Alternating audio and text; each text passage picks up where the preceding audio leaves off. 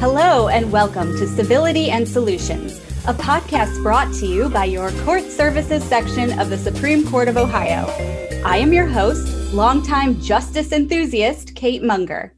This is a podcast about inspirational ideas from across our 88 beautiful Ohio counties. The idea of this podcast was conceived as a way to be able to present content that was developed for the 2020 Dispute Resolution Conference. That conference was unfortunately called off for that plan-crushing pandemic called COVID-19. We are using this podcast format so we don't lose that valuable conference content. Today's topic relates to implicit bias in mediation. We'll talk about how to identify implicit bias in our lives and in the justice system, and you'll discover how to mitigate the influence of implicit bias in mediations and in other organizations in which you are involved. The views expressed by guests to this podcast don't necessarily express the views of the Supreme Court. We are happy to be able to use this platform to share solutions and challenges with courts and any listeners who want to stay on the cutting edge of dispute resolution and court services issues. Welcome to Season 1, Episode 7. Our topic is addressing the impact of implicit bias at the interpersonal and institutional level. Joining me today through the magical world of video conferencing are Ronnell Tomlinson, Kip Holley, and Kyle Strickland, Esquire. Thank you so much for being here today. Thank you very much. Thanks for having us. Thanks for having us. Ronnell Tomlinson is the Director of Mediation, ADR Services, and the Director of Housing Enforcement for the Ohio Civil Rights Commission. He also serves as the Commission's liaison with the U.S. Department of Housing and Development, aka HUD, working closely with HUD in the administration of housing cases. Good afternoon. Please tell us a little more about your job. You wear two hats at the Ohio Civil Rights Commission. Do those two worlds intersect? Actually, and thanks for having me here. And I'm so glad to be back and to see you folks, having worked with the other two panelists in the past. But yes, the two jobs that I have, the two hats that I have with the commission, which is housing and also mediation, with the housing aspects that I do, that's dealing with anti-discrimination law with housing based upon Title VII, and then we have a state statute that's 4112, okay? And so you're looking at those protected classes based upon race, color, sex, national origin, familial status. And then with mediation, the beautiful part about mediation is that with our mediators here, we understood that when we started mediation at the agency in the pilot program, that we wanted to have people that had been working in this as investigators and so forth, because that way we were assured that as a mediator, if you had an employment case, which we do as well, if you have a housing case, which we do, if you have a public accommodation case, you're well voiced in that law. So these two are interchangeable with me, because probably more than 20% of the cases that we have that come in, and probably even greater than that, go to mediation. And in housing, in the arena of housing, those are the cases that generally we have a high probability of resolving those cases, because through mediation, there are a lot more options that you can have to resolve a case compared to an employment case, okay? And so I oversee both of the mediators and the housing folks. I started this back in 2000 and knew absolutely nothing about housing and knew nothing about mediation. And when we started looking at the pilot program, I was then realizing I need to take some mediation courses. And so that's what I did. But you know, you have to be very creative when it comes to a housing case, because oftentimes we come at it from the stance of employment, because we can automatically know what we can do in an employment case to get it mediated. But housing really allows you to be more thought process in doing it is you're looking at remedies that sometimes we don't naturally think about, okay? And then as an agency, when we're doing those cases, we also have public interest that's out there. So there may be some cases that we might say, you know, that case may not go to mediation because there's some real issues that are there that might be impacting other individuals. So it may not be a good case for mediation, because clearly you don't want to end up having a case that's resolved when you realize the entity may impact the lives of many of the people, whether it's employment and or housing. Now, so you kind of got thrown into the alternative dispute resolution world. Having been in it for a while, what do you think is like the most important skill for somebody who's in alternative dispute resolution, or specifically in housing dispute resolution? Well, I go back to Stephen Covey, The 7 Habits. And one of those habits, he says, seek first to understand, then to be understood. And so in my thought process over the years of working with mediations, I began to defer back to that book, which I read years ago. And I was like, that's kind of what you have to do as a mediator. You're seeking to understand the two disputants that are there. You're seeking to understand their issues that are there. You're going to do more interactive listening on a scale that you've never done before in a typical conversation, because you know with mediation, it's these underlying issues that would exist, not just the stuff that's on the surface, because we oftentimes think that what you see before you, that you hear, that's all there is. And I wager there's probably 1,000 times more information that's underneath the surface. And you as a mediator, you've got to be able to hear what they're saying, but also hear the things that they're not saying, okay? And once you begin to do that and realize, okay, I need to circle back to that to get that information out, that was the thing that in my mind, that helped me in terms of my mediation. Because you can go to the training to get mediation done and you know those 7 steps that you're doing, but you really want to focus on understanding that I need to hear both parties. And I also need to make sure that the other party is hearing what the other party is saying.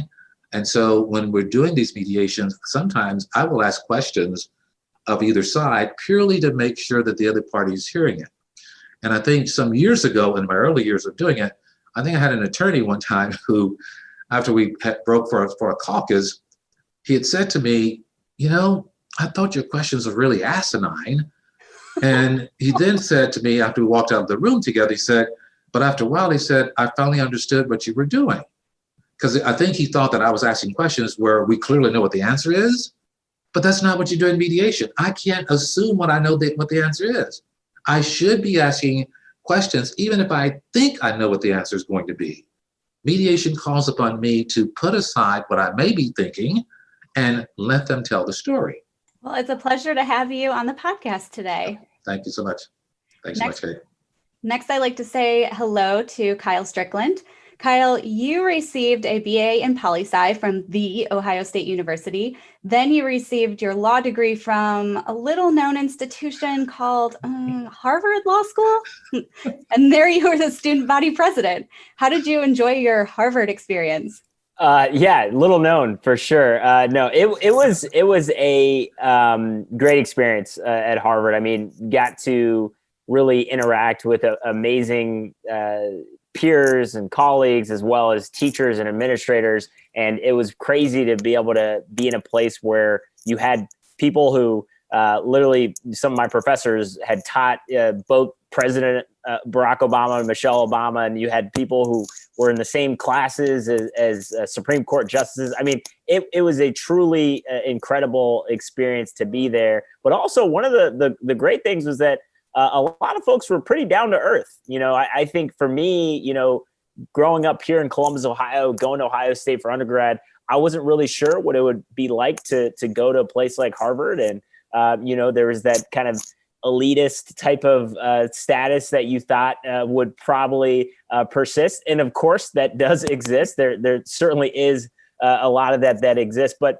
for the most part, a lot of my classmates and colleagues were really down to earth. I mean, a lot of them committed to the work, committed to making the world a better place. And, I think it's interesting because you go to a place like Harvard and then you really get to see what all of your classmates are doing beyond after graduation. And I think it's really interesting. I mean, I think there are some interesting paths that some have chosen, and some I'm very supportive of, some that I'm a little more, eyebrow raising of. But you've got folks who, again, anywhere from working obviously within the public sector or big law firms, or even in the White House as press secretaries. One of my classmates, we disagree on many viewpoints, but I think it's interesting to see just where the different paths can take folks. And so, but I had an incredible experience. I mean, but I will say it was obviously incredibly challenging, both academically, but then more so than that, really a lot of when I was student body president was in the midst of a lot of racial tension at Harvard. So, during my time in law school, was kind of in the midst of the Black Lives Matter movement. And then specifically in Cambridge and at Harvard, there was a discussion about the legacy of slavery at Harvard. And the reason being is because the Harvard Law School shield, it actually had the family crest of Isaac Royal, who it came to light was this brutal slave owner. And so as a result, they wanted students pushed and activists pushed for the removal of the Harvard Law Shield and that insignia. And so ultimately, we went through a whole kind of year-long process, had to go through the board of trustees, had to go through student debates and engagements and opportunities where you had the multiple sides that said, well, we want to preserve history. And others were saying, no, we need to make sure that that type of symbolism is removed from today's age. And so a lot of turmoil, a lot of conflict, and a lot of attention during that moment. And I had to work with the administration at a time when not a lot of folks wanted to work with the administration, but also having to be representative of diverse student voices. And, ultimately, Harvard Law now does not have that shield, much to their credit, and they removed that specific shield from their symbol. And so, but so much has happened, but it all highlights all the conversations around race in this country and how really there's so many tensions around this because so many people tiptoe around these issues. They don't want to talk about the uncomfortable issues, have the uncomfortable conversations, but we need to lean in and to go to a place, obviously like Ohio State, which opened doors of opportunities for me to go to a place like Harvard, but then to be back home here in Columbus is really an opportunity for us to speak truth to power, to talk about these issues, not be afraid of uncomfortable conversations, and to fight for justice and equality. And so that's what I'm here to do at Kirwan and here in Columbus. And I'm just excited to be here for the conversation. And speaking of interesting paths, you are the senior legal research analyst at Ohio State's Kirwan Institute for the study of race and ethnicity. Can you tell us a little bit more about the Kirwan Institute and its mission? Of course. So the Kirwan Institute is a research-based center at Ohio State University. It was founded in 2003. So we've been around for about 15 or now 17 years or so. And Kirwan Institute, and Kip will be able to tell you a little bit more because he's been there longer than I have, but the Kirwan Institute itself is really how do we utilize research to look at the issues around race, ethnicity, but also things like unconscious bias, implicit bias. So obviously the topic of today's discussion, as well as how can we take that and apply it into the real world? So looking at things like structural racism and systemic racism, and seeing the various approaches and ideologies behind how these issues permeate to where we are today. So it's an interdisciplinary place. So I'm the lone attorney there, but we have people who are in psychology, we have social work, we have all sorts of backgrounds where people are from and have that background in. And really it's to come at things with a research lens. So looking at things both through research, traditional, literature reviews and academic research publications, as well as through policy and community engagement. The community engagement side is really what brought me to Kirwan. Is I wanted to figure out ways in which to do some of that policy work on the legal level. How do we look at the history of our laws and our policies to where we are today? But then also, how do you actually help others navigate through all these different systems? And so it's been an incredible experience to be able to gain some language and understanding about our country's history around race and racism. But then also, even more broadly than that, how do we actually engage people every day and really have conversations with them about how these policies impact their lives and what it is that we can do to empower more communities with the resources, with the tools to address some of these challenges and barriers. And so that's why I'm grateful to be able to learn and lean on colleagues like Kip, because Kip has such a lens of not just being able to engage with community, but then also to recognize all the various different power dynamics, right? So you can't just say that we're going to have a civic engagement meeting and we're going to have a civic association meeting. We're going to have everybody talk to the mayor, or talk to city council, and then not to be able to address power dynamics and why that's so critical. Because oftentimes there's this idea that, oh, well, we have our transparency, we have open meetings, anybody can come down to the state house or courthouse to say and speak their mind, and all the opportunities are equal for everybody, when that ignores all of the different fundamental structures and barriers that make it difficult for people to be engaged in civic society, right? And so how do we actually make sure that those barriers are addressed so that people have the resources needed to thrive? And so I'm grateful to be at Kirwan to help do that work, but I'm also grateful to have people like Kip who can help lead us through that effort as well. So probably for you and everybody at Kirwan, it's been a big year. So with so much nationwide interest in racial disparity and community issues centered on race, what has this year been like for you professionally? Of course. So, one of the first things is that, I both, it's personal and professional experience, right? Because there's no way to disconnect yourself from this work as a Black man in America, and to be able to see what's happening. And then I think even more broadly than that, everybody, regardless of their background, should know that this is a moment where all of us got to step up. We can't sit on the sidelines. And this is something that I think where we are at right now is something that we have to reckon with. And one of the things that I think has been particularly interesting is to see how this is played out in the real world, right? So, we talk about all this research that we do. A lot of the focus for a long time has been on things like implicit bias, and we'll talk about that some more, but really the role of individual level thoughts and actions and kind of maintaining discrimination. Like, what are those stereotypes, those unconscious decisions that people have, but then really tying that into something else that was ignored for a long time by the mainstream, which is systemic racism. This idea of that really our country's history, our laws, our policies, and how these things can be, race neutral on its face, but perpetuate inequality and disparities throughout time that give certain benefits to others and ignore and exclude Black and brown and marginalized communities because of the history of race in our country.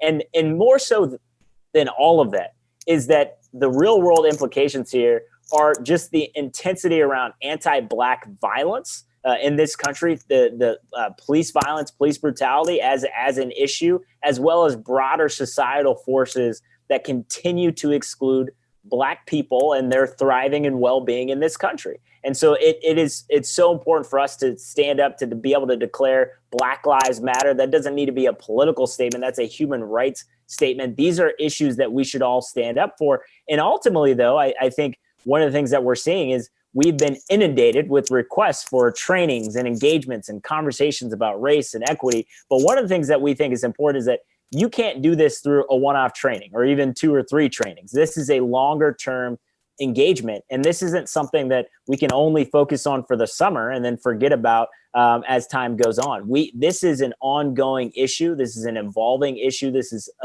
a journey that people are going to have around learning. We're excited about the people who are willing to step up, but this won't be easy. And they're not everybody's just going to come together to say, let's end racism and call for equality in America. We've got a lot of work to do, but it requires folks speaking truth to power. And I got to give a shout out because Kyle is a seasoned veteran of the Supreme Court Dispute Resolution Conference. He was a presenter back in 2018. How do you keep getting roped into this? I tell you what, it's cool to be here, and now via podcast version. So however I can serve and be involved, I'm happy to. So I'm excited to be back in this newfound version. I appreciate that. All right, next I'd like to welcome Kip Holley to our podcast. Kip has a Bachelor's of Science degree in City and Regional Planning from the Ohio State University Knowlton School of Architecture. He also holds an associate's degree in Geographic Information Systems from Columbus State. And Kip, you also work for the Kirwan Institute and specialize in civic engagement. That topic is so hot right now.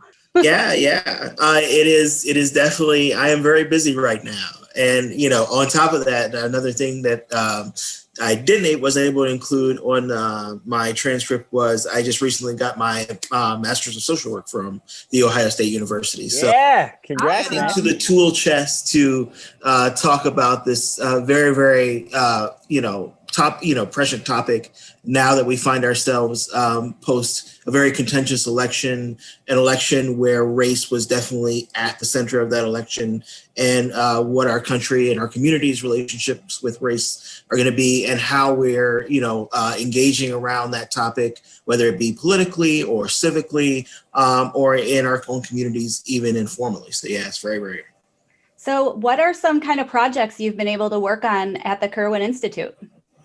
Oh, so many. So most of my projects in civic engagement have been related to our work with communities through various projects that we've done, whether it be our opportunity mapping, where we've helped communities understand where opportunity is in a community and how that relates to where people are in terms of racial segregation, or in terms of working with community advocates to create a more inclusive engagement environment, to talk about structural racism, to talk about implicit bias, and to talk about these barriers for opportunity for Black and Brown people and other people who tend to be marginalized in our community. So, for instance, we did a lot of work around the time of the Detroit bankruptcy with organizations in Detroit in sort of crafting new ideals for civic engagement within the city.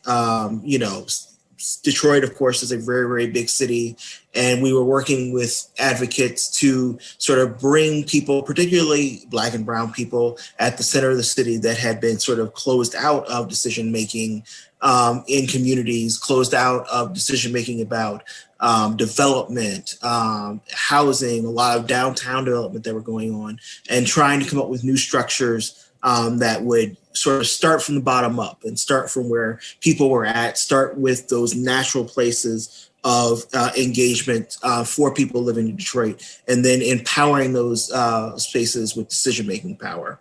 So those kind of projects were where we kind of started out with. Recently, we've been moving towards doing workshops around our principles of equitable civic engagement, which is kind of our text around how you can create equitable and inclusive civic engagement structures with local governments, with advocates, with nonprofits, in order to sort of take a look at the engagements process that they have now and really being able to evaluate, like, is this bringing people to the table? What are the ingredients that we need to bring people closer to the table? What are some things we need to change internally to make that happen? And how do we do that? And so our work has kind of evolved into that space as well. And recently into doing equity assessment work for different organizations to sort of understand how they are forwarding equity within and without their and throughout their organizations in the community. Through policies, investments, and internal cultural climate. So it's a lot of different things. And I'm probably only scratching the surface because, like, civic engagement tends to be involved in a little bit of everything that we do. All policies start with who's making those policies. So civic engagement and equitable civic engagement is always at the table in that conversation. And is that how Kirwan typically approaches their work, as far as community-based and just focusing on kind of big picture things and then taking it down to a smaller community? How does Kirwan approaches work? I don't want to put words in, you hit it on the head. A lot of things that we try to do, and Kyle alluded to it earlier, that we're an applied research center. And so it's really about taking information at the academic level, policies at the broader level, and bringing them down to a community focus. And so how are community members, how are, people, who are dealing with these issues of, housing disparity, health disparities, school disparities, implicit bias, structural barriers, how do we take those experiences and map them to these larger sort of academic and policy outcomes and policy in ways that we're talking about policy, and really make that connection. And a lot of times what we're really trying to do is take the policy and academics from the abstract and turn them into actual solutions with communities, particularly communities of color, who are usually not in that conversation about solutions, and creating solutions together. I always like to say that Kirwan is the sort of knowledge partner convener at the table. And we have access to academic and policy knowledge and policy ideals that people don't have access to all the time, but they have access to lived experiences and wisdom and solutions and real world solutions that we don't have access to. And a lot of times Kirwan is the bridge that puts those things together. I love that. Practical solutions. That makes tons of sense. A term I saw on your website, the Kirwan website, was structural racialization. I want this podcast to be educational. Can you explain what that term means? Yeah, structural racialization is a term that's been with Kirwan for a long time. Our first executive director, John Powell, really coined that term and popularized it. And it's a really a way of describing how the effect of multiple policies, in multiple areas of our lives, whether that be in housing or in a legal sense, in law and justice, in health, that have been created over a series of years, compound to create racialized structural deficiencies. So when we're talking, it's a good way of sort of describing how sort of housing segregation policies such as redlining, urban renewal, and policies that have gone on since then have all sort of compounded not only to create racialized segregation, but also to create, disparate schooling and education outcomes, disparate health outcomes, and really creates a picture of sort of how these policies have all kind of come together to create these racialized effects. So we were all set to present about implicit bias at the Dispute Resolution Conference. Are you ready to try that on this new podcast format today? Let's try it. Let's do what we can. Yeah. Dig in. All right. Implicit bias. Kip, you want to give us a working definition and what we need to know about implicit bias? Yeah, I will start off with a working definition, and I will ask Kyle to fill in the blanks on anything I'm missing. So implicit biases are sort of these unconscious, biases that we hold and that we gather from our lifetime of experiences, that show up in ways that we may not be aware of.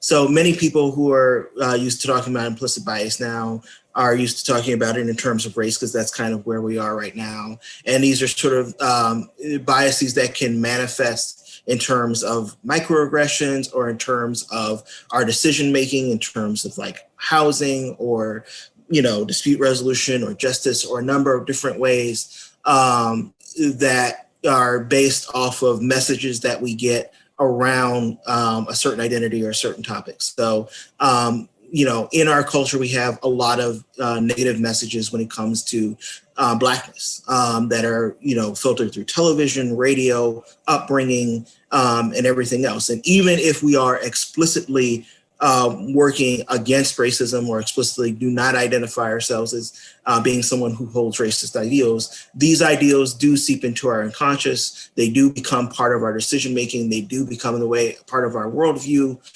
even if it's at an unconscious level. And if we are not aware of them or taking steps to mitigate them, they can make a difference in how we approach different people with those identities and decisions about those people with identities.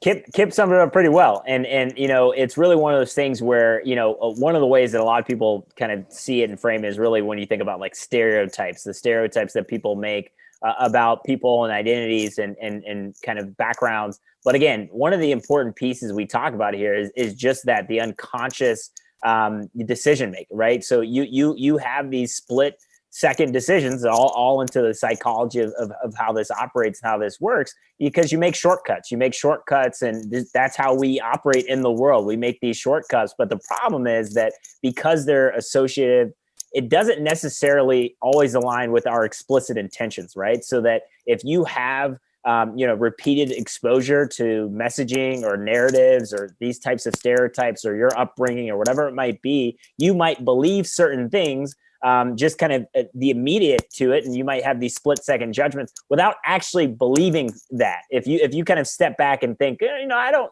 necessarily believe that per se, I would never want to necessarily have that affect my intentions. But what we really tie in here is why it's important to say, look, even if your intentions don't always align, the problem is the actual outcome. And so you could have meant something entirely different, but if it has a negative and disparate outcome, then that's something we have to address. And so it's one of those things where it is helpful because And the space around implicit bias is helpful because more and more people are seeing it, recognizing, oh, well, I may not be explicitly, or I may not have explicit judgments about certain people, but we all hold these biases and these stereotypes. And so it's up to us to reflect on them, to learn from them, and to address them so that we don't impact our outcomes and impact our intentions. And ultimately, though, that is why more and more people have really been open to the idea of this conversation. But we need to also talk about explicit biases, which we'll go into. But the implicit bias is critical because we all hold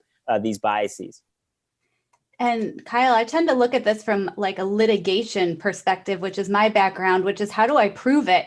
When you're looking at practices that are discriminatory towards races, most of the time, you're not going to see explicit proof. Like we're not going to see a school policy that says we're going to expel Hispanic kids because we don't like them. You know, what kind of things can institutions look at to see if there's probably some implicit bias in play? What are some evidence? So that's critical because one of the conversations here is like, well, if it's implicit, then what is the science behind it? What is the evidence behind it? So aside from the fact that there's a tense field around psychology on how this can occur, the question is really that impact and the outcomes. And so really for us is to look at the disparate impact, the disparate outcomes to see what happens. And that's why it's so important to tie both these biases that people might have on a personal level, but then also with the systemic factors that go into this, because you might hold these biases, but then you have to think about what are the processes that you can take place to mitigate some of these biases so that you don't have disparate outcomes. And so what's important for us is to look at what the outcomes are. So you look at situations like school discipline, for example. You can look at a particular school and see instances and rates of who's getting disciplined at higher rates than other students. And typically what we see right now is Black and Latinx students are disciplined at much higher rates than their white peers, even for similar infractions. And then you even look at the policy side to even look at what are you disciplining these students for? And it tends to be that these situations are largely subjective. And so they're highly subject to biases. And so as a result, if you have these biases that are coloring your decisions that happen to disparately impact certain students over others, then we have to see, well, there's something fundamentally wrong with the way we've been approaching this. And so you look at things like what are the processes that we can put in place that have less inflection points for bias. So how do you kind of take out some of that opportunities for human error in those particular situations and really put in more actual less, subjective and more objective measures in place. Now, what's important, though, is that we don't just only do objective measures because we even know because of the way that our society has been structured with biases as well as a history of racist policies and racialized society that even our quote unquote objective measures are biased. That's why you look at things like big data and our algorithms that we do to kind of make decisions or to make calculations around things where even those algorithms have baked in some of these racial biases. And so as a result, you continue to see disparate outcomes. So the most important thing that we can do is look at the outcomes and see what happened along the pathway to lead to where we are today. This is something that obviously the Supreme Court is wrestling with and has had conversations and task forces around, really to see how is it that we continue to see these disparities within our justice system where Black and brown people are more likely to be arrested at higher rates, more likely to be locked up longer, more likely to be incarcerated.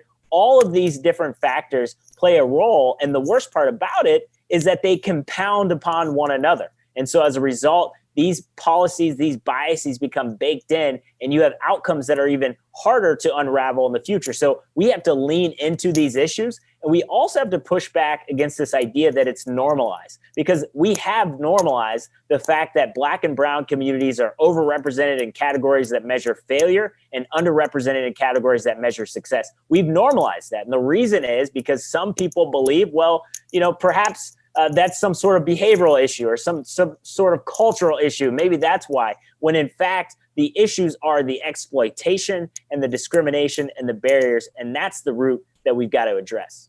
And for Kip and Ronnell, is there anything else you want to add as to how implicit bias can impact decision-making? And from the standpoint of the commission, because we do those investigations based upon race, color, national origin, ancestry, religion, and disability. And I remember years ago when I would do some training on employment, I started telling the employers that when you were talking about, Kyle, when you were talking about the policies, and I started telling employers that when I was training them, is that when you start looking at a new policy that you're going to now have disseminated among your workforce, before you do so, I said to them, it's imperative that you look at who is it going to disparately impact. You should be looking at those protected classes, and you should see, okay, how many of these folks are going to be affected in those individual subsets, okay? And I said that if you realize at some point, gosh, there's a lot of women that are impacted by this decision that we're about to put in effect, maybe find something else, because I said to them, the employees will know. When you put that policy into effect, those who are going to be disparately impacted by it, they will already know. And if you as the employer are not going to be taking those things into consideration, then that's going to lead you to doing something that's going to be disruptive for the workforce, because those individuals, once again, will know. And that's where we get back to the implicit bias, which is I have to be thinking in terms of what I'm doing, what am I saying, and get out of my shell of thinking that, that because we say implicit bias, we're not saying that you are a mean or awful person. It's saying that this is something that you naturally do. And one of the things I used to say early on, as you were talking about stereotypical assumptions, I used to start off my trainings by saying, hey, listen, before I can get to my what I'm doing about anti-discrimination law on housing and public accommodation and employment, let me tell you something, which is it's all about stereotypical assumptions. I said, we have, in the day, I had my long hair with braids and so forth, and I work for the House of Rights Commission, and I'm African-American, and I go out to do this training, and much of the audience was Caucasian. And something struck me that made me say to them at that point, which is when I was talking about stereotypical assumptions, I then said, for instance, you all thought something about Ronnell when he walked into the room. And I said, you either thought something positive about me, you might have thought something negative about me, and you might have been just neutral about it. But I said, please do not think for 1 second that you didn't have some thought about me, because that's what we do as humans. And to go on with that, what stereotypes and implicit biases can affect mediations? It is across the gamut in terms of just the mediator themselves, because I would never assume that I as a mediator I don't harbor any implicit biases. And through mediation training, the training that we get, it's not really about letting you understand that you might have such, because over the years of overseeing mediation for the agency for about 20 years, and all of the trainings I was doing, the thing about implicit bias and mediation wasn't one of the things 20, 30 years ago, okay? It was about teaching the mediator due to the Covey thing, which is listen and try to understand that there's underlying issues. But the mediator themselves could have some implicit biases, because we all do, And so, I've been working with my mediators and having done trainings with other mediators, with the Supreme Court. I try to tell people that you have to pretty much be very open-minded. And in that, and when you're dealing with the parties, you got to make sure that the parties are feeling what I call that warm, fuzzy feeling with you. And that feeling that you are really interested in hearing what they got to say, and that you are doing interactive listening, and you're doing it in such a way that you're drawing them in so that they don't start believing that you're really one-sided this way or the other. Because if you're not conscious about that, if you're not conscious about the eye contact, if you're not conscious about all these other things that are going on, the body language of what's happening with the two disputants that are there, if you're not conscious about that, you may be doing something and saying something in such a way that whether you thought it might have been sort of quasi-offensive to the other person or it struck a chord with them, you need to recognize that you can't do those types of things. And you've got to make sure that as you're giving your delivery, talking about the mediation, you make sure you avoid certain words where, they can be this or that. You try to talk about how we're working cooperatively to get this, and you're trying to empower them to get the case resolved, but you're also trying to get them to understand more about each other, not just the issue that was presenting. Because the issue, again, that was just what was presenting is oftentimes not the real root of the problem, okay? We can cure the symptom with an agreement that says we're going to do some training and so forth. But if we don't go any further than that, and then the employer, the housing provider, doesn't go any further, then they're not going to really learn from that. And so I've always told myself, I've got to be really keenly aware of, as I'm beginning to talk and explain the process of mediation, what are they feeling? What can I see peripherally because I'm sitting there at the table at the apex. What am I saying peripherally in terms of my delivery? And if I realize that something seems to be a little amiss, be able to change and move and flow with it to make sure that the parties are still there with you and that they're tuned in and that the comfortability level should begin to happen. And if it's not happening, it could be things that you might have said that you just took for granted in terms of explaining. Because to me, my conversation when I'm doing a mediation is vastly different than the conversation I have when I'm talking with friends.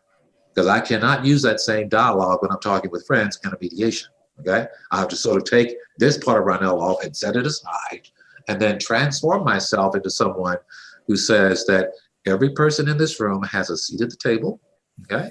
And as Shirley Chisholm said years ago, that if there's not a seat at the table, then pull in a folding chair.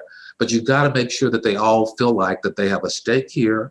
And if you realize, as you were talking, Kip, about the imbalance of power, oh, that's something in mediation that's always going on, okay? The imbalance of power that exists, and you can see this on the person who comes in, who it may have been their first mediation, they may not have an attorney with them, okay? On the other side, wanting to bring in additional people, and in my mind, sometimes as a mediator, you may be thinking that just because they should all be permitted to bring whoever they want, but you have to realize as soon as that happens in that room, if I'm not aware of the dynamics of what may happen, that if I have males here and I have a female here during a mediation, and I'm not going to be thinking twice about the fact that there could be this thing of implicit biases in terms of how men and women interact.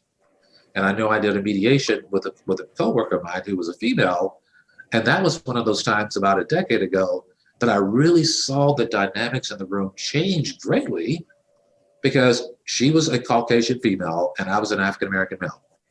And I was so glad that when we started talking to the parties, that I could see through the body language that there were certain people who were gravitating to other folks.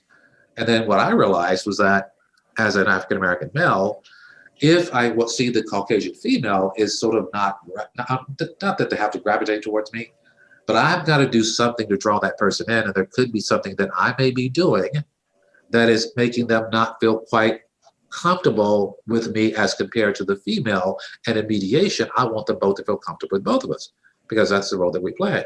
And when we did our caucuses, we both addressed the fact that when me and Marty got out of the room, and we said, gosh, did you realize the dynamics in the room? And we both said, yeah. We both said, that was really strange, because it wasn't something we had thought about. So over the years of doing the mediations, I've learned that when I do them, if I come out of there and I realize there's been some strange dynamics that I haven't seen before because I've been doing this for years, I then need to go to myself internally and go, what was it that I was doing? What was it that I was saying? Was it my approach? I go back and revisit that, because I realize my job as a mediator is to bring them in, and there could be some things that I'm doing. Because just because I'm African American, I work for the Civil Rights Commission, does not mean that Ronnell does not have some implicit biases. Okay.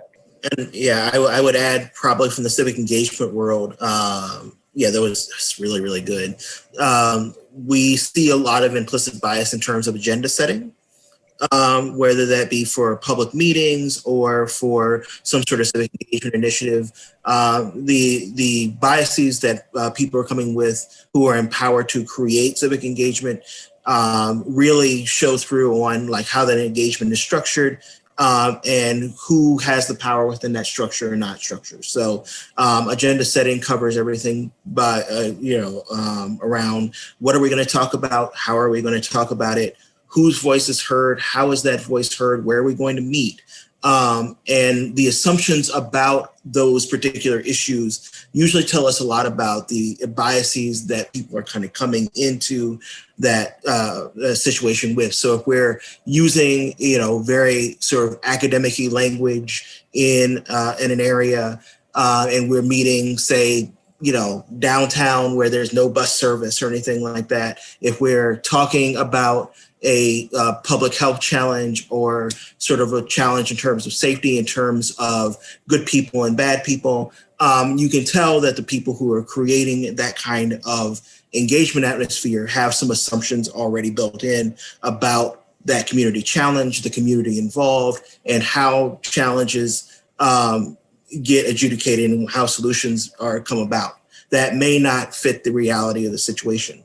Many of the challenges that we've run into at Kirwan around a lack of civic engagement, access, and power for people of color usually come down to these kind of issues. I mean, there are also structural issues of the fact that there's less money given to engagement activities in communities of color versus communities that are whiter and communities in suburbs, but also even in situations where there's a control for the money or control for resources, situations of assumptions and power dynamics, who's setting the agenda, who has power to set the agenda, who has power to speak, what are the stories that we're talking about anyway, what are the solutions that are available and who's saying so, often come down to the assumptions held by the people, creating or who are empowered to create the engagement in the first place. And so this is where sort of biases, not only about race, but also biases about class, biases about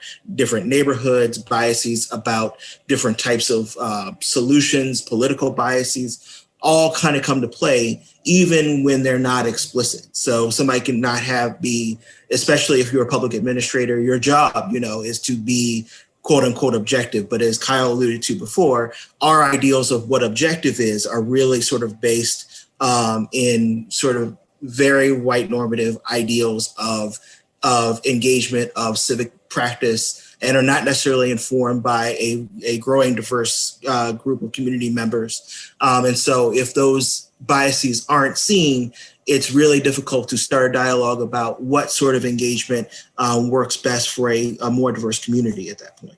I would like to turn now to housing disputes and how race and neighborhood perceptions can impact that.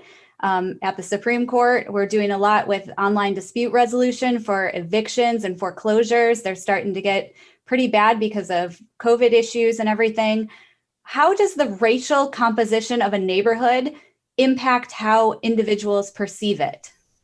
Yeah, so one of the things I think is really important, especially the moment we're in, is to talk about, when we talk about systemic racism, when we talk about the disproportionate impacts and disparate impacts of this pandemic in particular, it's critical for us to look at how all these issues impact one another and compound one another.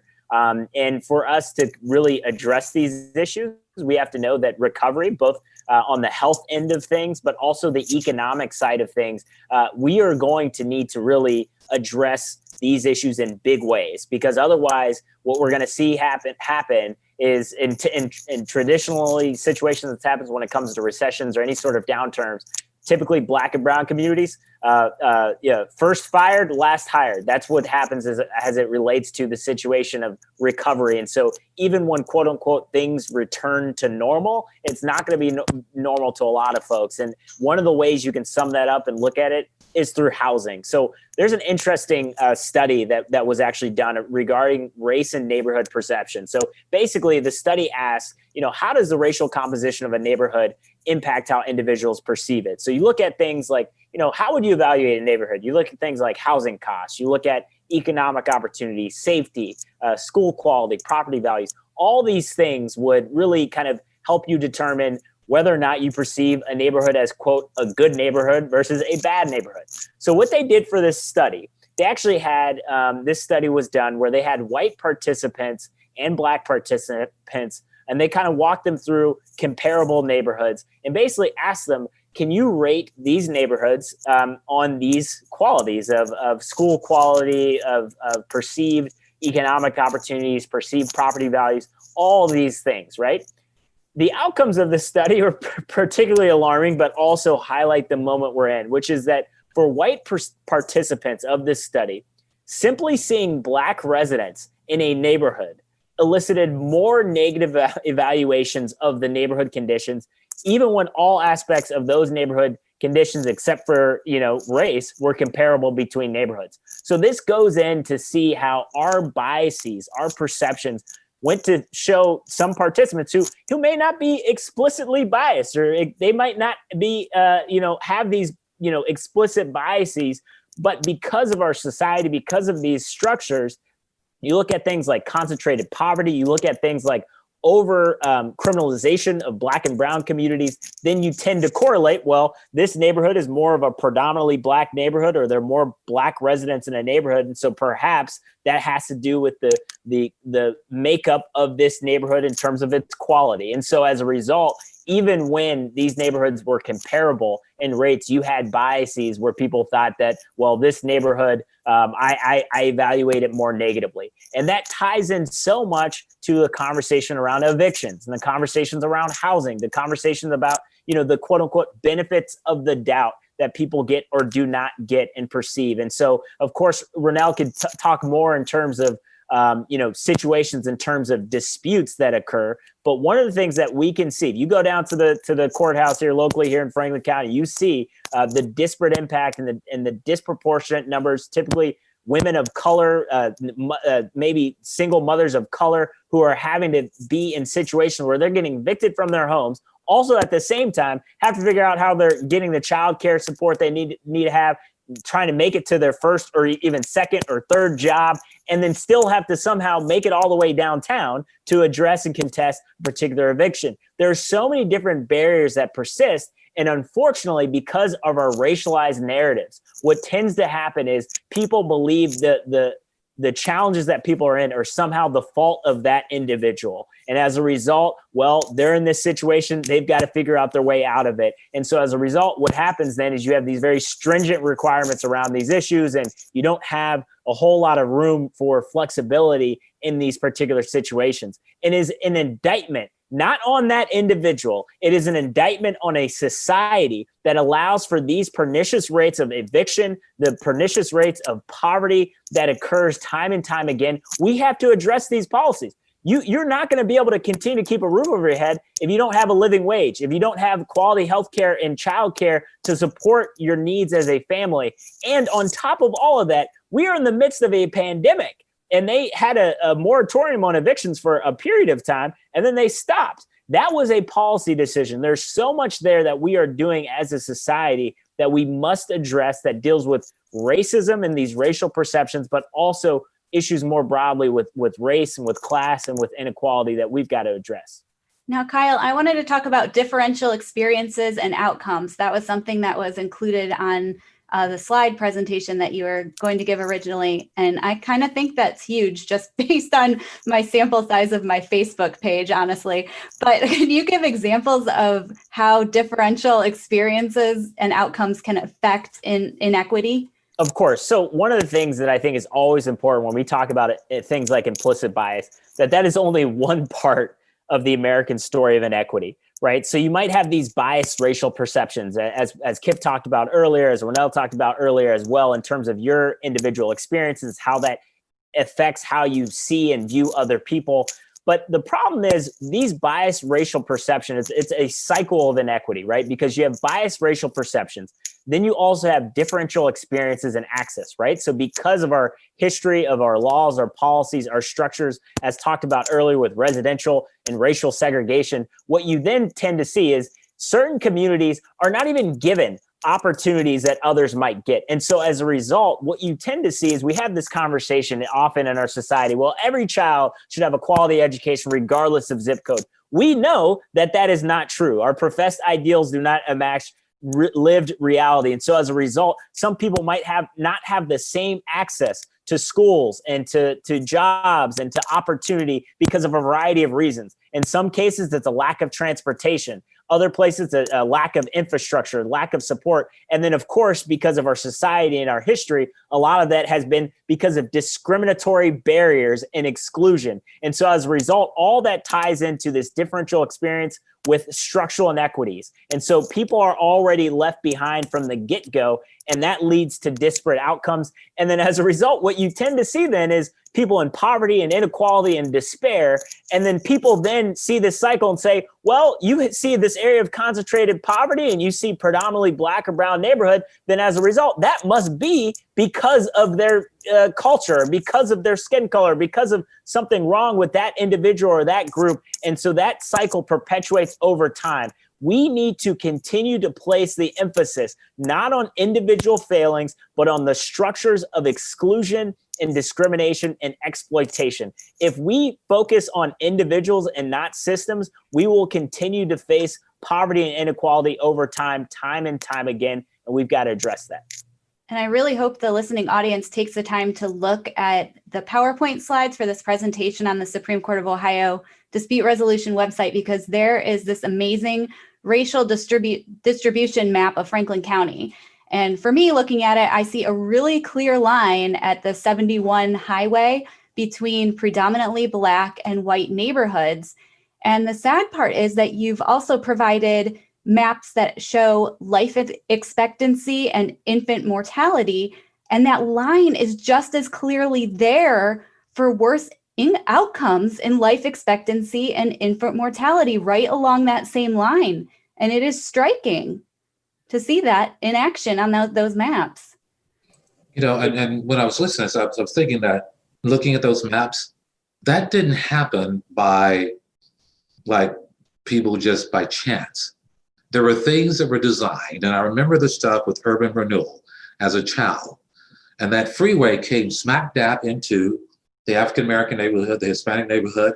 Now, some of these areas we're talking about along 71, you go east of 70, you put in that freeway that's there. So at some point, even in the city of Columbus, where people had access to get from the east side over to here, you cut off the access to where they could not.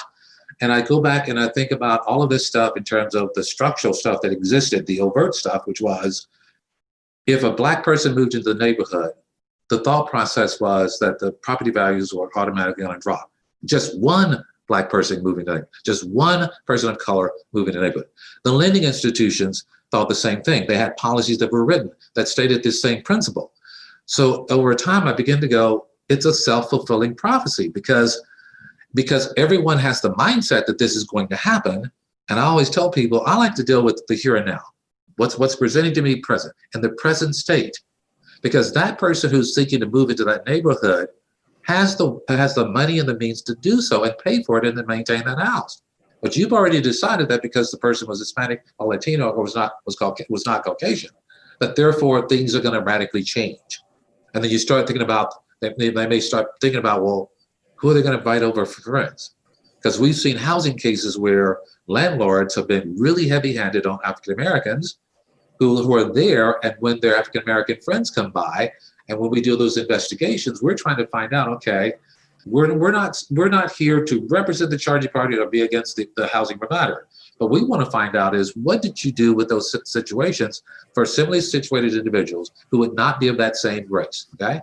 And also understand that the commission, our statute is neutral, okay? Our statute is not about being Black or white or Hispanic, okay? So people perceive us that it's only that, and it's like, no, folks, we're trying to see, how did you treat the folks? And we see instances again and again where you're heavy-handed on someone because of what's presenting.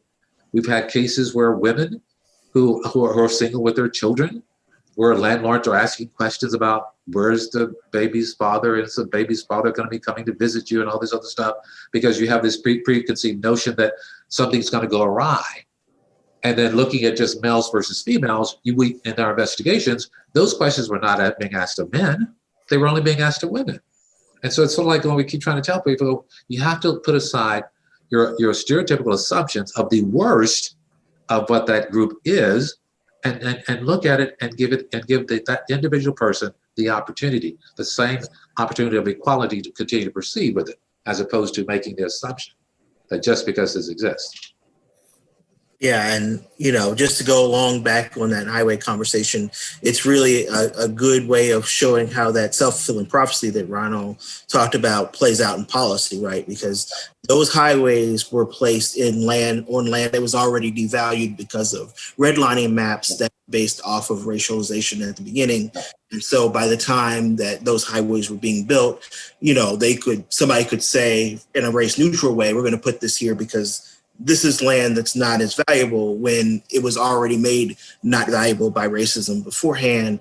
And that also then translates to a lack of housing value for houses in those areas that we see up until today, which falls into a conversation about disparities in wealth and wealth accumulation over this past century. So you really see how these policies in a structural racialization way build off of one another to create the kind of life experiences and differential life experiences that Kyle was talking about earlier. And so when we get to a dispute resolution or we get to housing and evictions, these are the different experiences that people have been dealing with, not only in their lifetime, but in the lifetime of their parents, grandparents, and so forth, that change the perception of not only housing, but the dispute resolution process altogether.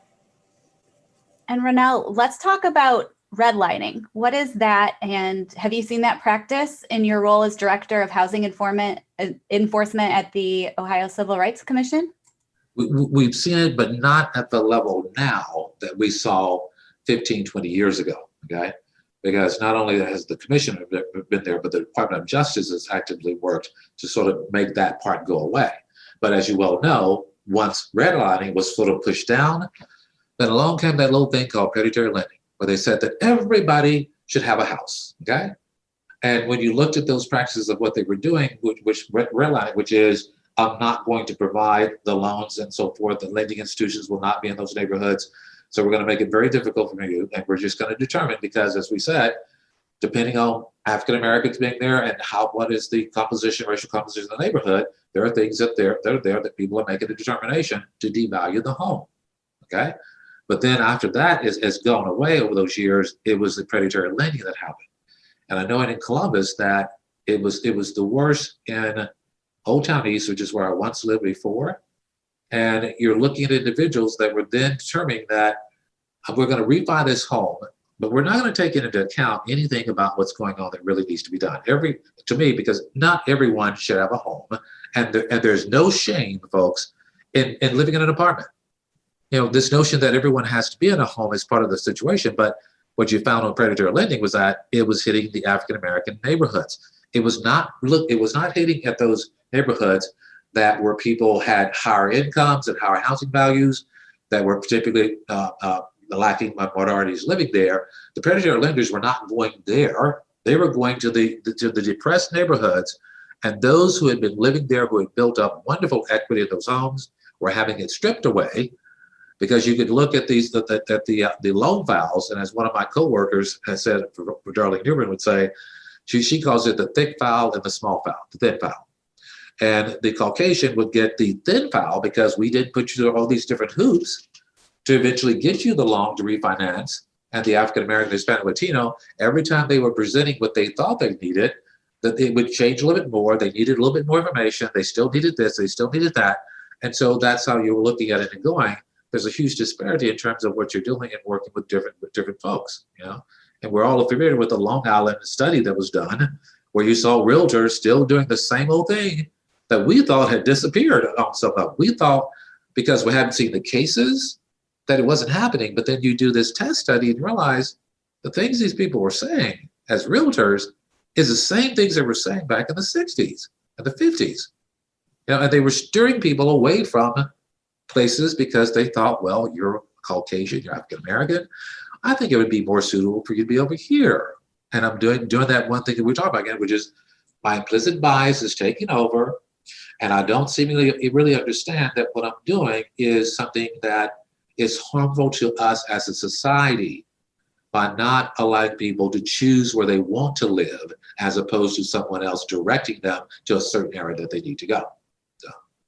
But again, to your question, no, we've not seen a whole lot of redlining. It's really evolved into the predatory lending, and I'm hoping and praying we don't get back to redlining at the level that we once were.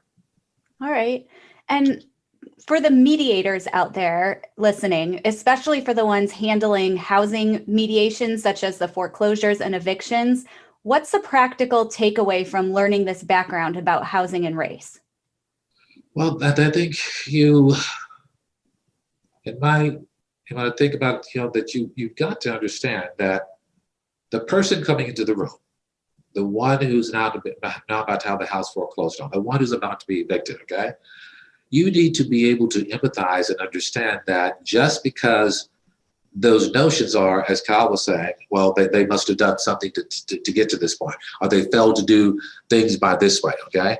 That move away from that and work with that mediation to try to secure that person, that home and that place to stay.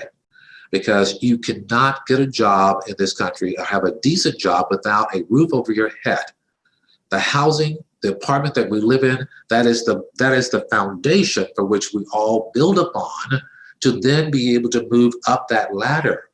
And and I tell people that, when we're doing mediation, if I can prevent them from going to the eviction, because once a person has an eviction on their record, that is something that, well, guess what? When we do an investigation, if that's what they ended up doing, was evicting because you didn't pay the rent, there's not a whole lot I can do unless I say that in that eviction process, I now have to look at the records for all the people you would have evicted.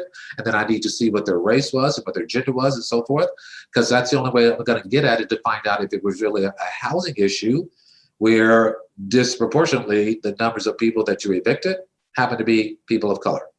And so that's what we'd have to do with that investigation. But I understand fully. I tell the people that come to this door, please never stop paying the rent. If you stop paying the rent for whatever reason, okay, that the landlord didn't fix this or that, don't stop paying the rent, because it needs to go into escrow. And moving forward with, in terms of COVID being here, clearly we don't want to move to this wholesale thing of evicting people, because what are these folks going to be able to do? And ultimately, society as a whole is going to be now having to take care of a situation that has gotten even worse than what it did not have to be. You must have adequate housing. You must have a place to stay. You must have the apartment. So we've got to get over this thing and work with people to keep them there. Work through situations to do some sort of a payment thing back. But, we all have to pull back a little bit, because any one of us could be born in that particular station in life, okay? Any one of us could.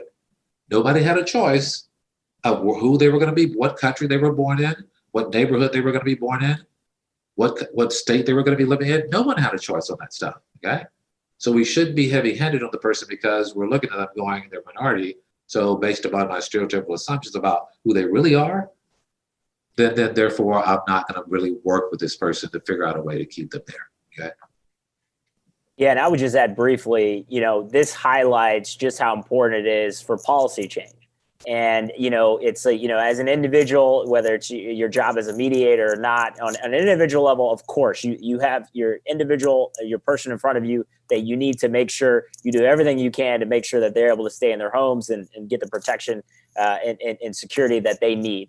But we do need to have a conversation that none of us are just on the sideline for this policy conversation, right? I mean, you can use those individual experiences to highlight the need for systemic changes and systematic changes throughout the process, because the facts are simple. We know the problems, we know the challenges, and yet we see continuously inaction on these issues. And not only do we see inaction, we also see vehement opposition to changes. And so as a result, we have a status quo that allows for this inequality, that allows for this despair to continue. And we can't just put this in a silo of like, well, that's over here, we can't address it. We can, but we've got to do the collective will, even for those who aren't typically advocating for policy change, need to figure out ways in which we can do that, because people's lives are on the line. And if we don't do anything, then we're going to continue to see this, and we will be complicit in this process. We have been complicit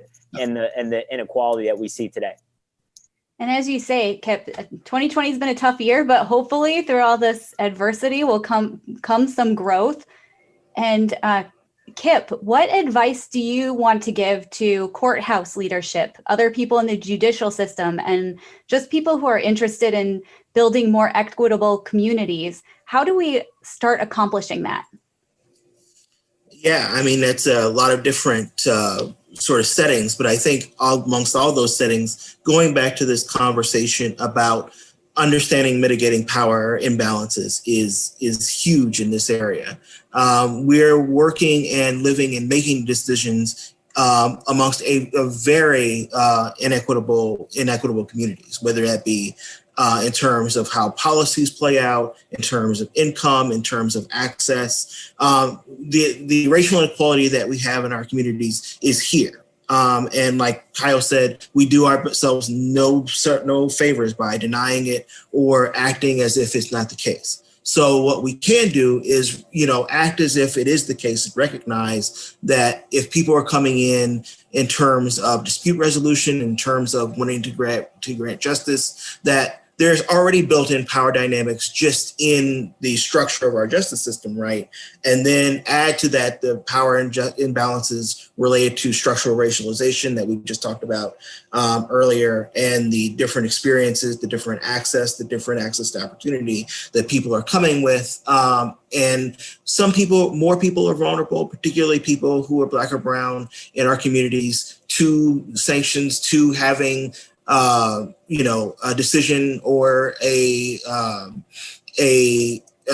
assumption go their wrong way. I mean, this could mean the end for somebody, a system or a situation or an encounter that for us, if we're working from a more privileged standpoint, might just be an average day, may be, make or break for somebody coming into those types of situations. And we need to be able to recognize what that power imbalance does, what that does to having an authentic conversation around those power dynamics, and do what we can to sort of mitigate that, whether it comes to mitigating and understanding our power, our implicit biases before and afterwards, changing our processes to take bias out of the process as much as we can, but also recognizing those diverse experiences and, making those a part of our engagements, making those a part of our conversations and saying, look, I know where we're starting here in terms of what, the kind of situations that we're going through, the kind of conversations that we're going through. And we want to start out with what's most important to you if you have the least voice in the room. So really intentionally changing our engagements to center those who often have the least voices, whether that means changing the agenda, whether that means, changing our policies so that more resources are given to people who are coming into situations who may not have experience or may, be marginalized in other areas, to make sure that they have a powerful voice in the process. All of these are changes that we desperately need to make if we're going to find solutions from lived experiences that are relevant and are really going to move the needle to making sure that everyone has the opportunity to succeed in our communities, and that our society as a whole stays as inclusive and equitable as possible. And you had some great tips that I saw in your PowerPoint about mitigating power imbalances, and I just wanted to draw attention to them. And I hope people take notes because they're really great ideas, which was to be open to shared agenda setting, which is what you said, to let the participants help set that agenda. And also, and this is a huge problem for us in the legal field, using everyday language and explaining wonky terms, all those acronyms to the people that are part of it, and mediations too. Just not using this language that is, a term of art that people go to school for 3 years and Harvard Law School to study, some people pay a ton of money to learn these words. You can't act like everybody off the street gets this stuff. So yeah, I appreciate those as mitigating that power imbalance, because just the language itself can alienate people from the process. Yeah. Mm-hmm. And I know from this end on doing mediations, I always look at some of these agreements that attorneys will draft up.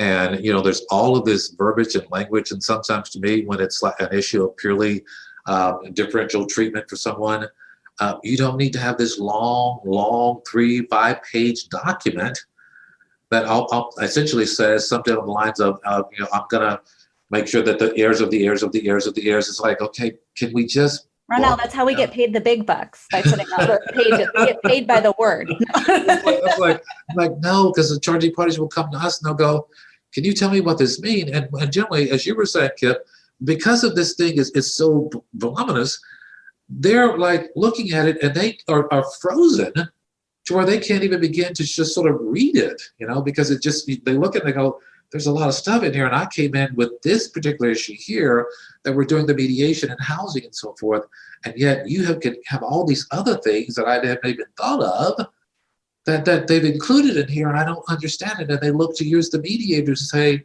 explain this to me. Now, I said something earlier that I realized I may not have said that correctly in terms of saying, was that thin file and a thick file, the thin and the thick.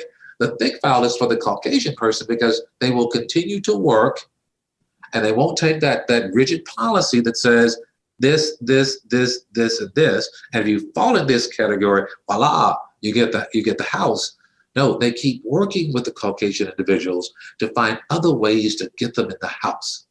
And it's like, now look, if you're going to do that, then do the same thing for the African American, because you're literally making exceptions. To me, I don't like to hear someone say, I got this policy and I can do nothing other than go with that policy. Because in the real world, that is not how it works on any given day.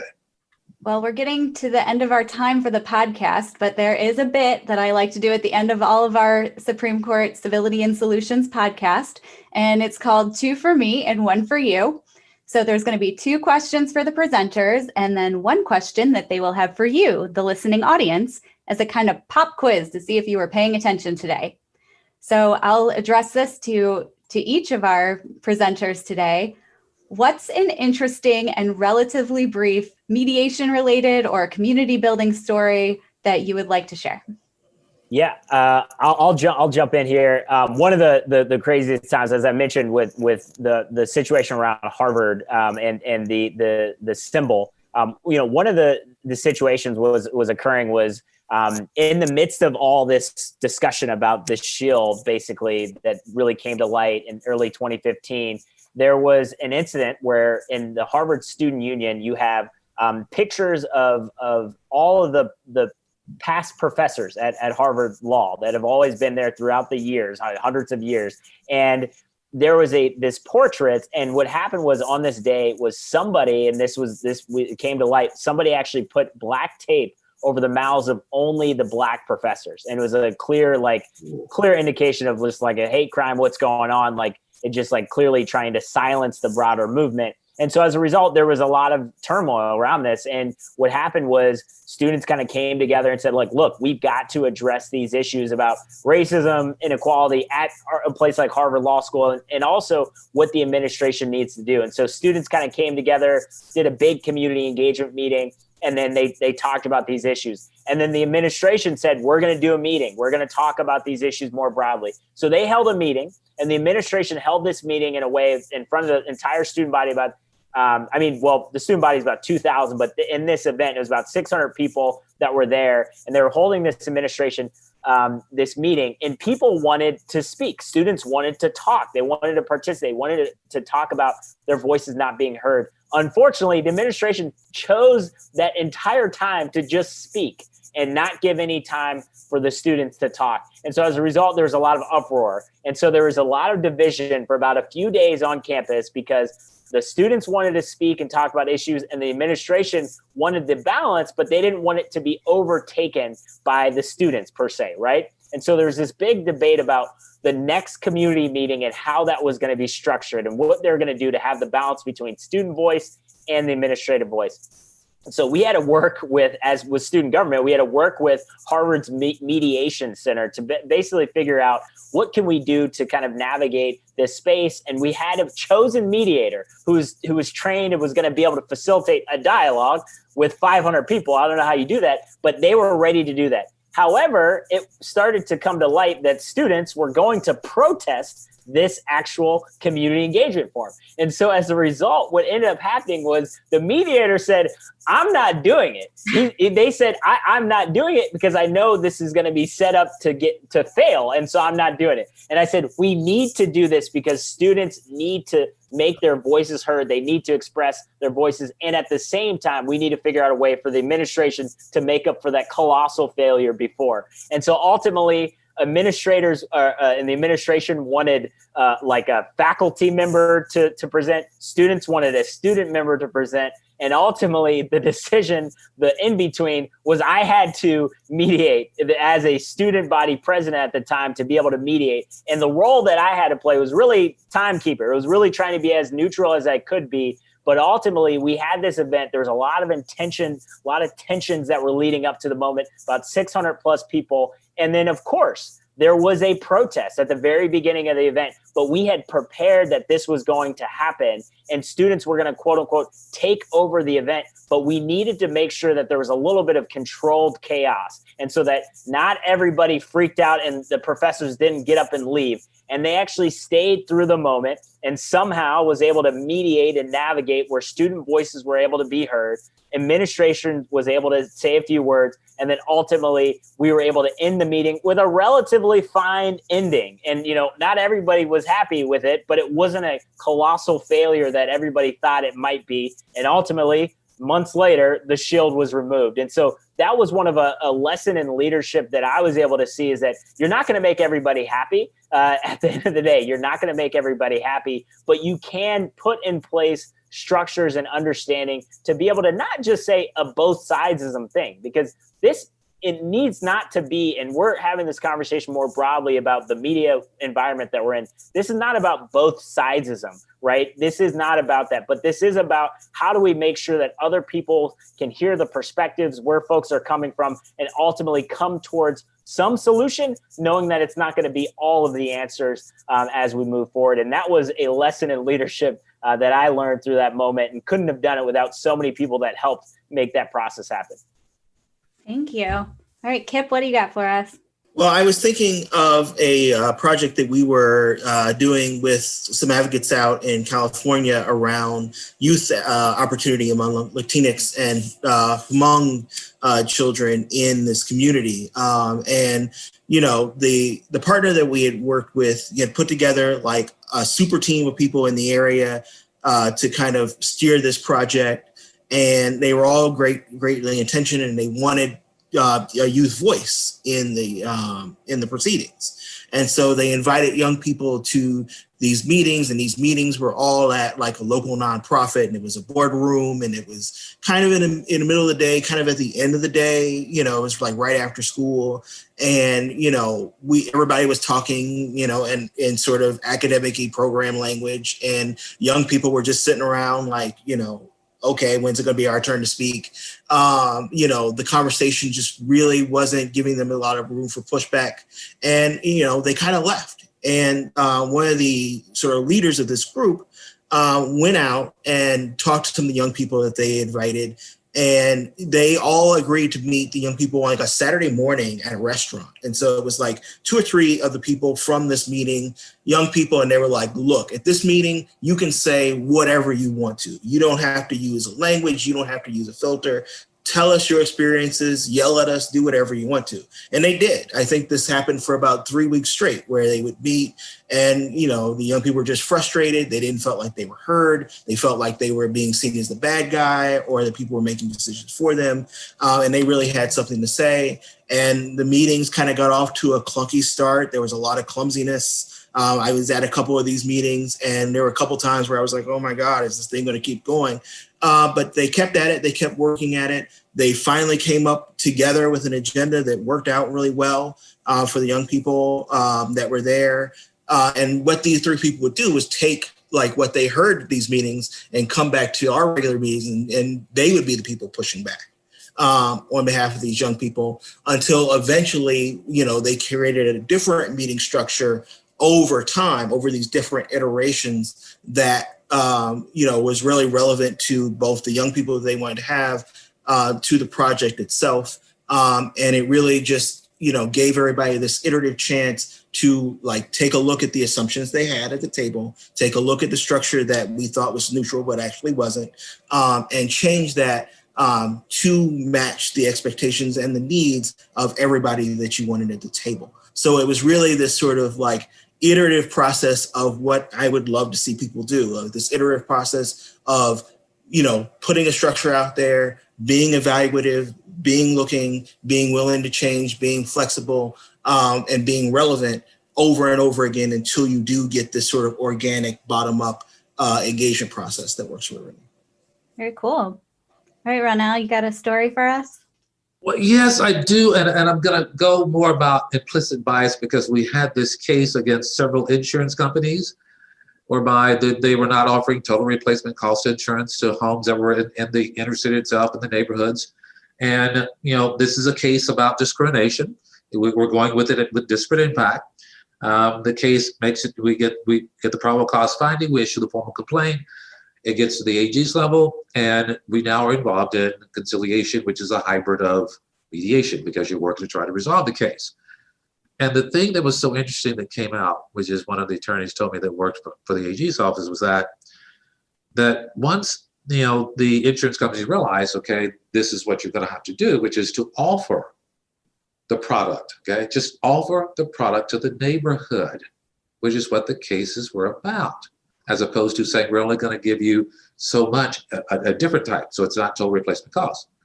And so when they got to the thing that was like bizarre was that they then said, well, but we'll have to charge them more for it. And it was like, did you understand? This case is about it's about discrimination. It's about inequality. It's about treating someone differently than the other. And so what we're saying is treat them the same, give them the same product. But we never once said that you'd have to give it to them at a lower rate, which is the assumption that, oh, if they can't afford it, then what? Well, guess what? They have a choice, okay? This is not about you determining that because it's in those neighborhoods that they may not be able to pay for that type of a premium, but there are going to be some people in there who will be able to, but you've already made the assumption that none of them could. And it was like, but you don't understand what the case is about? It's a differential treatment. So we're not saying give it to them for free. We like charge what you charge the other folks for that product, as opposed to the assumption that the minority individual cannot afford for whatever reason and so forth. It's like, no, we just want you to do it the same way. Give them the opportunity, okay? Mm-hmm. All right, cool. All right, question 2. Who is an amazing person you know who's related to mediation or to civic engagement, and why do you appreciate them? I'll jump in and say my friend Kwame Christian is fantastic. He's absolutely incredible. I met him. He is amazing. He's a very, very skilled negotiator, but then also a really skilled mediator. Does incredible work, really kind of thinking through the psychology behind a lot of this work, but then also how to operate it in practice. I also had the very great pleasure of working with Kwame because he used to be at the Kirwan Institute, and kind of I came in his role along with Charles Noble. But Kwame Christian is fantastic. He's incredible. I'm sure he has his own podcast, and he is the leader of the American Negotiation Institute. Is fantastic. If you do not know Kwame Christian, check him out. He's incredible. You will learn a lot. I've learned a lot from him. So I love to give him a shout out. Me too. All right, Kip, who's your shout out? This is hard. I know so many people, and I'm going to disappoint somebody if they listen to this podcast. I'm going to go. Show you just can't name every person you ever met. I know, like for at this moment, even if I could name a trillion people, I will probably name Dr. Maurice Stevens at Ohio State University, who is an affiliate professor here at Ohio State. He teaches at the Department of Comparative Studies. Comparative studies, yes, thank you. I was like, I kept wanting to say critical, but it's comparative studies. And Dr. Maurice Stevens is sort of kind of a go-to expert in things like the art of hosting and World Cafe, but really going beyond the lectures to really thinking about how you can use facilitation techniques, how you can use setting, how you can use even the way you ask questions to create a different atmosphere and to create a more inclusive atmosphere, and to even as a facilitator, give yourself a chance to sort of reflect and think about how your facilitation is impacting the space. And I think that is a great thing that is talked about somewhat outside of race, but he brings a lot of the conversations that we have at Kirwan about race into that larger conversation about how we can change facilitation to be a more organic and empowering experience. Thank you. I'll have to look him up. Ronnell. I am so glad I didn't have to go first, because in my mind I was like, who? And then all of a sudden I realized, wait a minute. There's a gentleman that's been a law professor for Capella Law University for a number of years, Floyd Weatherspoon. And when I was taking law school over there, I was not only a student assistant of his, but I took several courses underneath him.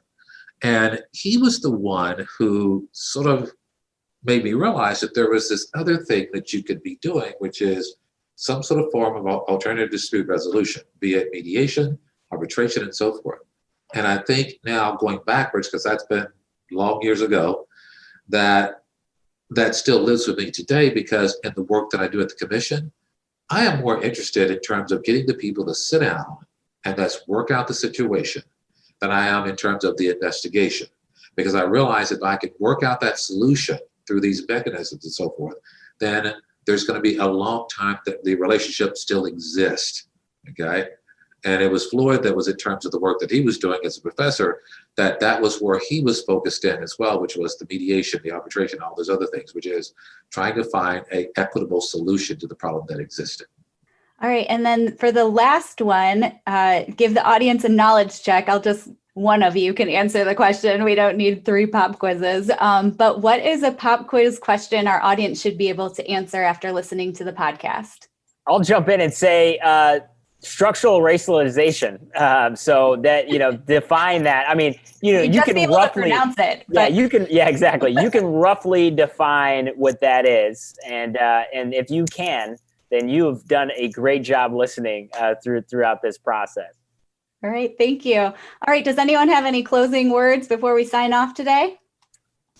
Last closing words I'll say is, look, the moment that we're in right now demands all of us to step up beyond the sidelines that we're in. And we have to lean into these issues. Otherwise, nothing will change. And that means not being afraid to talk about race and racism. Some people argue that it's divisive to talk about these issues, but I would argue that it's divisive not to talk about these issues, because you're ignoring the lived experiences of so many people, and we've got to lift that up. And it doesn't mean you are an individual bad actor or not. It means that we have to talk about these issues, and divisiveness, especially the moment we're in right now, and a new world order coming in 2021. There's so much to be done in this country, because race and racism remains a fault line in America. And we've got to lean in and make sure not only we have the language to talk about these issues, but we have the courage and discipline to talk about these issues and to speak truth to power. And so I'm just excited to be part of this conversation today. Hear, hear. I can't say any better than that.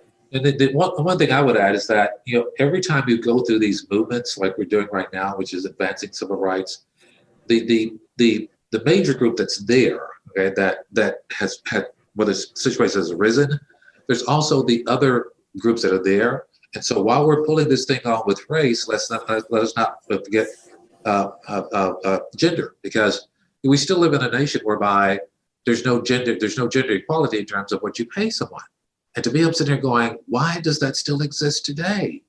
It's like, and to me, I'm like, this country is a country that says we're a democracy, okay?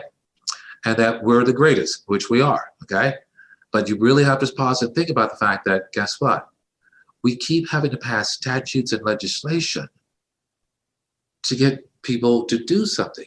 I should not have to always impact your pocketbook for you to be moved to say that you, and all of you in this room and in this audience deserve the same opportunity for equality, okay? Because literally, this thing of the legislation, if you're really looking at this stuff, you shouldn't need a legislation to know that you will all deserve that same equal treatment, okay? And we got to get to what I say, not the hearts and the minds of people, but get to the soul of people. If we can somehow go deeper into their soul to get them to do the right thing, much more than saying the hearts and the minds, because we hear people say all the day, hearts and minds is like, on the plane, I was just like going, I got to go further now, because I've been doing this now for 20 plus years. And I'm one of those that says, I'm not going to keep doing the same thing the same way, and then the outcome's going to be the same thing, okay? So Ronnell, along this stretch with all of you folks and with my panel here, we all are evolving with this as well, because we're realizing what was doing previously, we can't continue to do the same thing, and it now deserves us to do something differently. Thank you all. That's a wrap for today. Huge thank you to Ronnell Tomlinson, Kip Holley, and Kyle Strickland for this presentation and for the work that they do every day. And thank you to you all for listening, especially those of you out there working for justice. I hope that you will join us for our next episode of the Civility and Solutions podcast. Until then, stay healthy.